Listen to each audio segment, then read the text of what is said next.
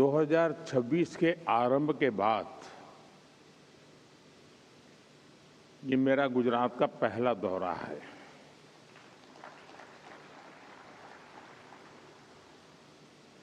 और सुखद इसलिए भी है क्योंकि 2026 की मेरी यात्रा सोमनाथ दादा के चरणों में सर झुका करके हुई है।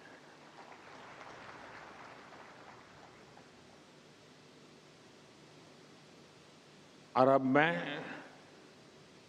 राजकोट में इस शानदार कार्यक्रम में हिस्सा ले रहा हूं।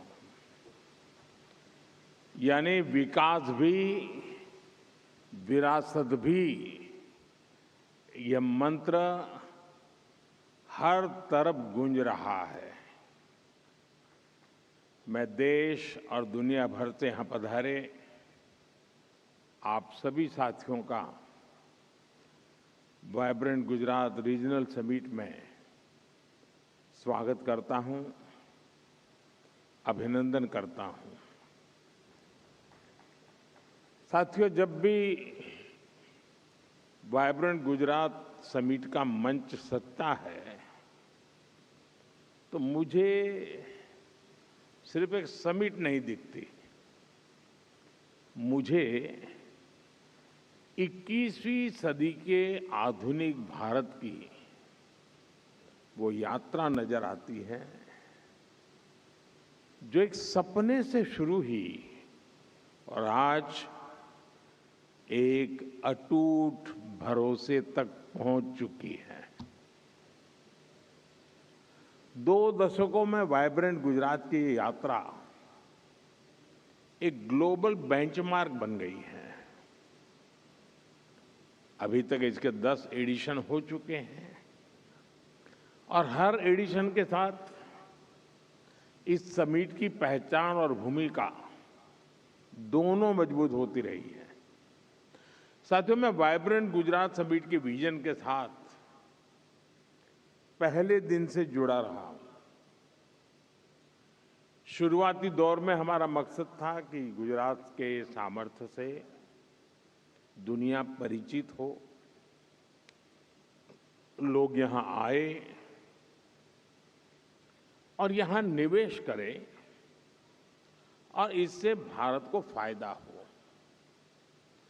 दुनिया भर के निवेशकों को भी फायदा हो। लेकिन आज ये समिट इन्वेस्टमेंट से भी आगे बढ़कर ग्लोबल ग्रोथ, इंटरनेशनल कोऑपरेशन और पार्टनरशिप का एक मजबूत प्लेटफॉर्म बन गई है। बीते सालों में ग्लोबल पार्टनर्स की संख्या लगातार बढ़ती गई है और समय के साथ ये समिट इंक्लूजन का भी बहुत बड़ा उदाहरण बन गई है। यहां कॉरपोरेट ग्रुप के साथ साथ कोऑपरेटिव्स, एमएसएमईज, स्टार्टअप्स, मल्टीलेटरल और बायलेटरल संगठन, इंटरनेशनल फाइनेंशियल इंस्टीट्यूशंस सभी एक साथ संवाद करते हैं, चर्चा करते हैं, गुजरात के विकास के साथ कंधे से कंधा मिलाकर चलते हैं। साथियों, बीते 2 दशकों में वाइब्रेंट गुजरात समिट ने लगातार कुछ नया, कुछ विशेष किया है। वाइब्रेंट गुजरात की ये रीजनल समिट भी इसका एक उदाहरण बन गई है। इसका फोकस गुजरात के अलग अलग हिस्सों के अनटैप पोटेंशियल को परफॉर्मेंस में बदलने का है। जैसे किसी क्षेत्र में कोस्टलाइन का सामर्थ्य है तो कहीं एक लंबी ट्राइबल बेल्ट है, कहीं इंडस्ट्रियल क्लस्टर का एक बड़ा इकोसिस्टम है, तो कहीं खेती और पशुपालन की समृद्ध परंपरा है। यानी गुजरात के अलग अलग रीजन्स की अपनी ताकत है। वाइब्रेंट गुजरात की रीजनल समिट गुजरात की इन्हीं रीजनल संभावनाओं पर फोकस करते हुए आगे बढ़ रही है। साथियों, 21वीं सदी का एक चौथाई हिस्सा बीत चुका है। बीते वर्षों में भारत ने बहुत तेज प्रगति भी की है और इसमें गुजरात की आप सभी की बहुत बड़ी भूमिका रही है। भारत दुनिया की तीसरी बड़ी इकोनॉमी बनने की तरफ तेज गति से आगे बढ़ रहा है और जो आंकड़े आ रहे हैं उससे ये साफ है कि भारत से दुनिया की उम्मीदें लगातार बढ़ रही है। भारत दुनिया की फास्टेस्ट ग्रोइंग लार्ज इकोनॉमी है। इन्फ्लेशन काबू में है। एग्रीकल्चर प्रोडक्शन में भारत नए रिकॉर्ड बना रहा है।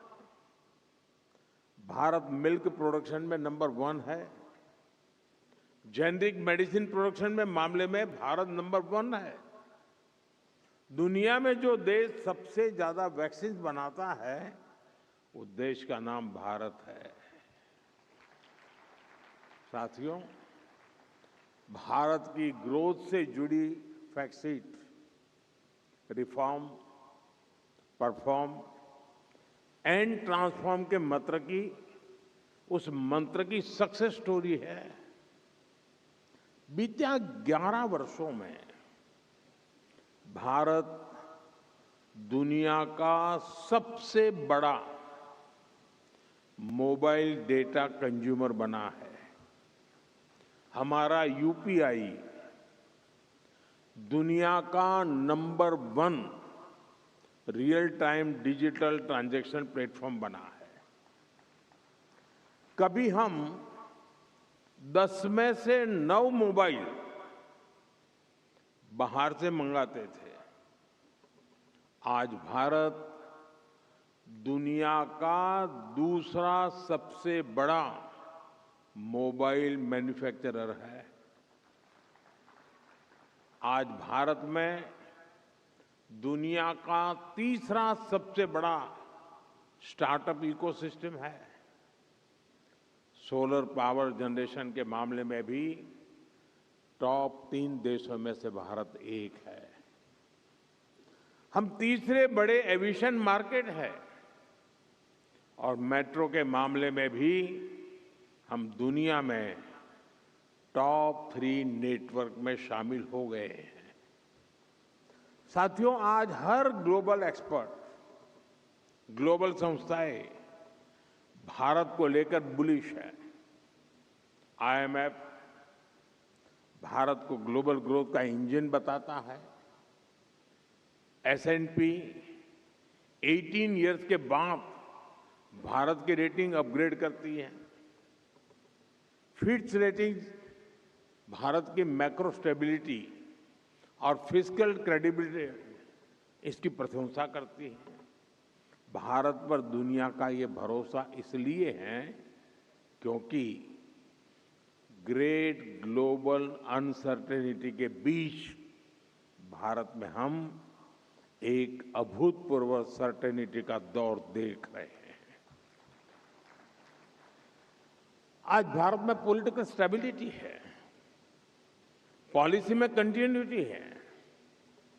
भारत में न्यू मिडिल क्लास का दायरा बढ़ रहा है, उनकी परचेजिंग पावर बढ़ रही है और इन फैक्टर्स ने भारत को असीम संभावनाओं का देश बना दिया है। मैंने लाल किले से कहा था, यही समय है, सही समय है। देश और दुनिया के हर निवेशक के पास इन संभावनाओं का लाभ उठाने का यही समय है, सही समय है। और वाइब्रेंट गुजरात रीजनल समिट भी आप सभी इन्वेस्टर्स को यही संदेश दे रही है। सौराष्ट्र कच्छ में निवेश